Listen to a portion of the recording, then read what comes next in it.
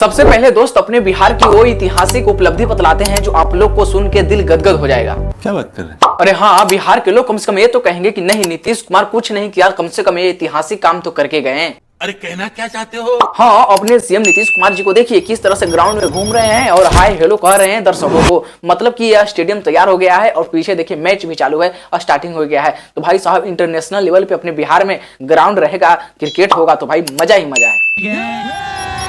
अब दोस्तों दूसरी नंबर पे बात करते हैं हम लोग ट्रेंडिंग स्टार भोजपुरी का बादशाह खेसारी लाल यादव की।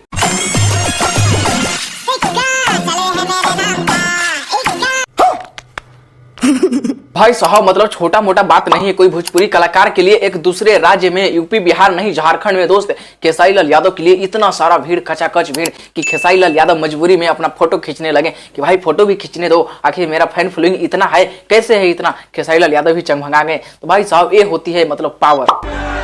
जलवा है हमारा। कुछ भाषण लिख के लाई हैं तो शुरू हो जाइए। तो दोस्तों अगली वीडियो में बात करते हैं भाई साहब इस लड़की के बारे में। इस लड़की को तो आप लोग जानते ही होंगे, सारा घमंड चूर हो गया जब ये डांसर ऑर्केस्ट्रा वाली जब डांस करने पहुंची स्टेज पे। तो देख लिए ना भाई, इनका यही औकात है।